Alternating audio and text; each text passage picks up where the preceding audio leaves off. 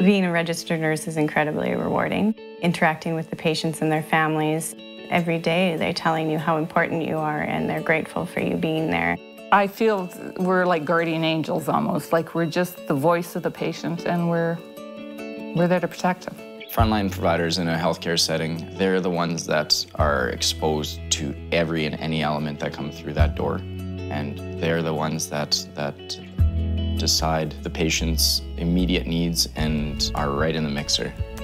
I still believe very much that nursing is a calling. Nurses are nurses first and foremost because they want to make a difference in the lives of people that are sick and in their health and well-being. Patient safety is the #1 concern of the members of the Saskatchewan Union of Nurses. When some members feel that they can work and give care to the top of their professional standards, that's when patient safety is front and center.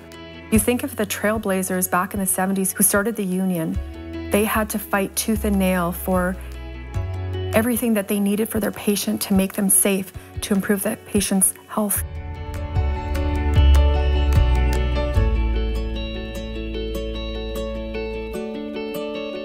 When I was in grade 8, grade 9, my dad became very ill. His kidneys failed, and the nurses looking after him were like angels of mercy to me. I remember my dad saying to me, you know what, you should think about being a nurse because do you know that they make $20 a month?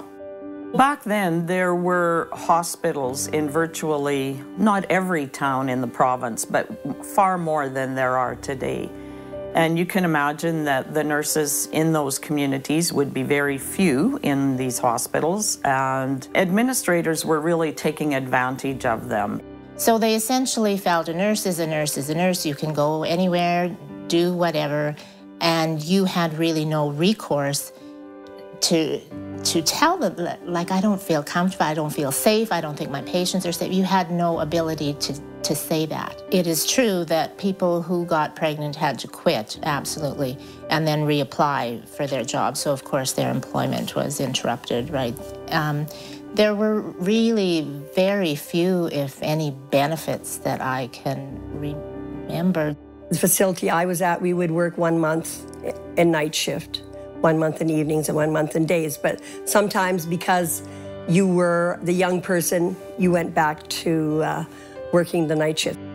It depended where you worked, what you got paid, and nurses realized that if they were going to make significant changes in their work life and gains in their economic status, they needed to come together in some fashion in order to do that. Back then, I think that the nurses really felt that they were stuck and that, you know, there was no way that they could fight this battle on their own. I think even the SRNA began to realize that they needed to do something about the economic status of nurses. So they were starting a move in that direction. But in order to actually achieve something, you need to be organized on the ground. And that means, you know, at every little facility, every unit. The significance of the 1973 Supreme Court decision was that nurses had to make some decisions and act very quickly to form a union. It was that whole professionalism versus unionism. There were many that felt the word union shouldn't be in there. And so, you know, when you think about some of the other union strikes that went on in those days, wildcat strikes, violence on the picket line, nurses were very afraid of being painted in that same light. And that was the struggle that they were going through. It was a historical moment. Nurses are trained to be professional, to care for their patients to the bitter end, so to speak. And so to walk off the job was a real challenge for nurses to make that decision. Well, one story I remember learning about is the story of Jill Jones, who was one of the nurses who kind of was at the forefront of forming the union. And when she found out they had to strike, she was so upset that she went and threw up. So I can imagine how scary it must have been back then when you realize you have to walk away from your patients and go on strike. Registered nurses and registered psychiatric nurses are given a trust. People come to you when they have no control over the circumstances, and you are to give care to them. And no nurse wants to strike. It rips your heart out to have to leave your patients. A union is a perfect fit for nurses because we're always caring for patients. That's inherent in our, I don't know, DNA or something. If you're a nurse, you're a caring person. So of course it follows that you would want to care for your coworkers too, and all your colleagues, and want the same equal fair treatment for everyone. The early strikes that we had, I recall actually sleeping at the hospital. We had rotations where, you know, 3 of us or whatever would be on call in case of emergencies because, again, we're all about patient safety, and this was a new concept, leaving our patients in the hands of management. I think that it was valuable because it allowed the public and the system to be aware of how important registered nurses is to the system, and it also allowed them to see that without the registered nurses, how much they influence the healthcare system and how much they influence patient care. And I think it really improved the image of nurses as something other than just the handmaiden of physicians. Nurses were actually thinking, caring human beings and wanted to make things better, not only for themselves, but for patients, and saw a tie between those two facets. I applaud them for doing that because what they did benefited all of us because they set the standard. Sun set the gold bar. Being affiliated with the Canadian Federation of Nurses Unions has become a very critical element in the personality of the Saskatchewan Union of Nurses. Problems or issues in healthcare are not just a Saskatchewan thing, and when we have the CFNU, we have a federal body that we can add to or we can take from when we have challenges or issues that we need to deal with in healthcare. Joining the National Federation of Nurses Union was a bit of a discussion at the annual meeting, but we moved forward with it so that we could have a national voice. And I think even at that time, 1981, I mean, we had a lot of trust in our union. Well, in 1981, when I first started as a registered nurse, there was patient safety issues at the bedside, workplace issues that needed to be addressed, and we had nowhere to take our concerns to. So collectively, at the annual meeting, it was decided to develop a process so that we could start to document our concerns, because it was a problem across the province. So out of that, we decided that we would start a nursing advisory process, and it eventually got negotiated into our collective agreement, which was phenomenal. It just gave it a lot more power.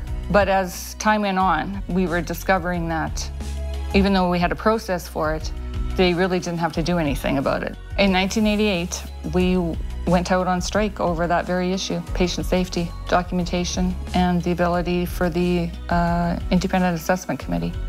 The strike of 1988, I remember that personally. I was on maternity leave and I went in with my new baby to work in the union office. So it was, while it was an exciting and a challenging time, it was also just a real milestone in my life because I had a new baby too that was participating in all this with me. I think the main issues in the 1988 strike was to find, allow nurses to speak out about patient safety issues. Also, they wanted to develop kind of a committee so that they could push forward unresolved issues that were going on regarding patient safety. The significance of the IEC now is that their decision is binding. The management has to follow the recommendations of the IEC. It just gave strength to our voice. Well, more than strength, I mean, they had to do it. We began to realize, just like as a collective of nurses, we can achieve more, that as a collective of labor people, we would be able to have greater influence on the gains that were being made as well. And we certainly have, I think, brought to that table our knowledge and expertise as well. Being involved in the broader labor movement has made Sun realize that we are not on an island, that we are part of a larger movement, and that larger movement comes with history.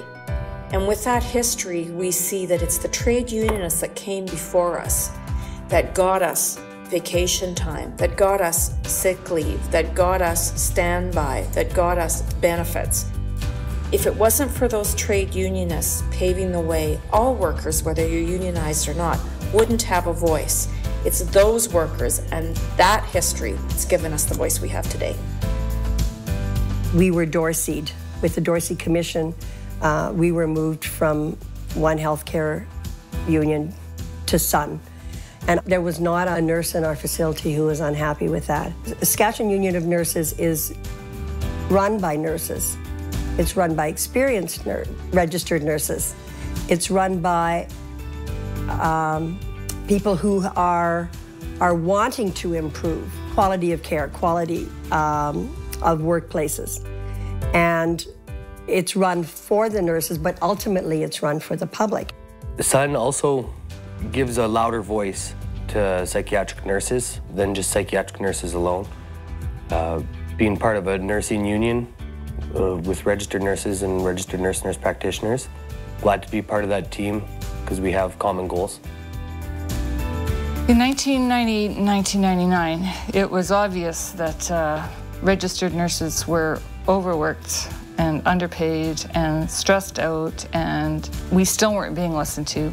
We'd expressed our concern many times at many different levels about impending shortage of nurses that was coming, and they just fell on deaf ears. Until beds started to close and nurses were refusing to work overtime because they physically couldn't. So we're losing nurses to wherever, Alberta, wherever else, for many reasons. So if you don't have, you know, those nurses, then what happens to the care? It was always the same old thing that we're fighting for patient safety, we're fighting for better working conditions, you know, and ultimately everything affects patient safety and patient care. The 1999 strike was quite a defining moment in Sun.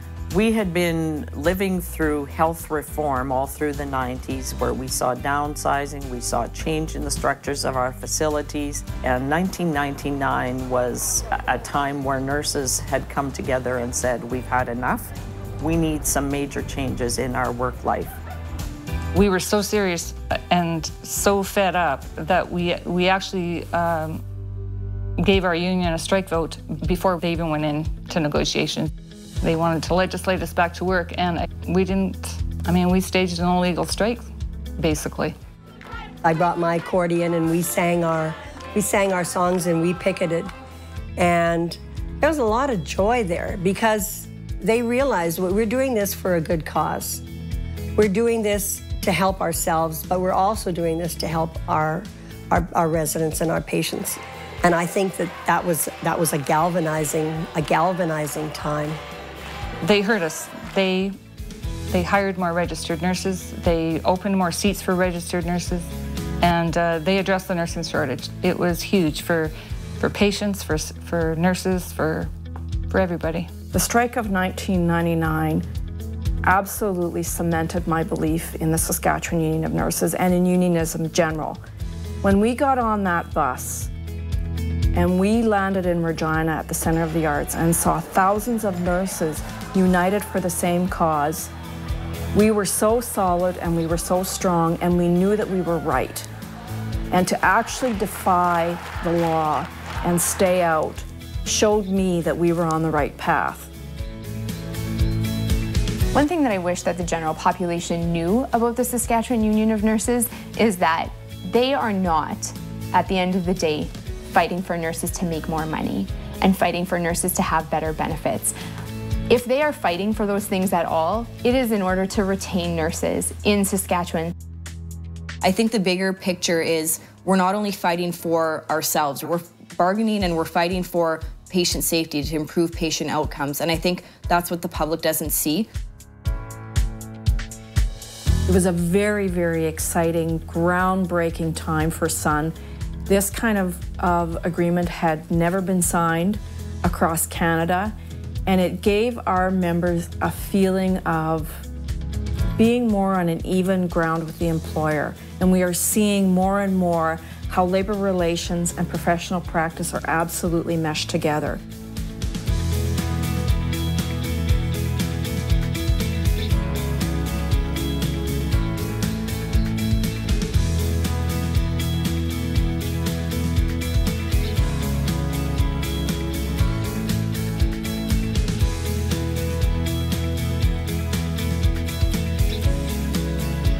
The union is more than just labor relations. One of the fundamental roles of nurses is advocating for our patients and being involved in communities and community growth.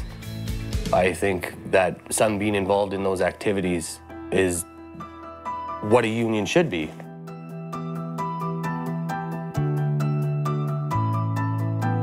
SUN had come to a very critical juncture. We were starting to see replacement, vacancy management, and the abolishment of registered nurse positions. So we were actually very clear with the government.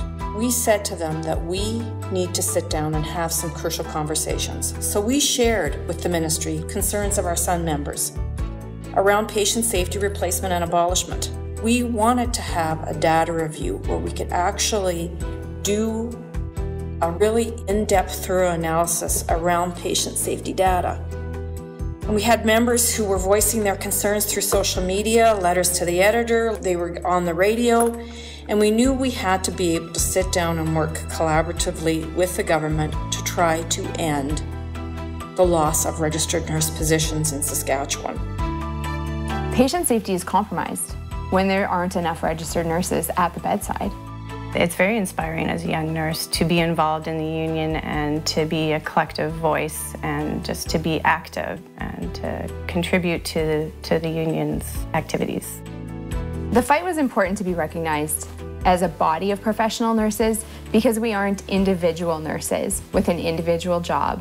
We are a collective unit of nurses providing healthcare to the residents of Saskatchewan. We're a team, we're a group, and we need to be perceived that way. The Wear White movement started in Atlantic Canada, where the nurses there, they began to realize that they needed to be more visible to their patients and to visitors. And in doing so, then they started to see how it was protecting their collective rights. And when we started to talk about that in Saskatchewan, our members absolutely saw the value and the need to be identified in their practice environments, and we knew the Wear White was the way to do that. It gives me a lot of inspiration knowing that there were many nurses behind me that took a stance for this profession, knowing that I can move forward within my profession and take a stance for myself and for my patients. The battle is never completely won for SUN when it comes to what we have won over the last 40 years. We are charged as leaders in the union to make sure that that history lives on, because if we forget our history, we won't have a future, and we're not about to let that happen. Today, SUN is moving into the new era, so there's huge opportunities before SUN to make our union even more vibrant and meaningful than it is today.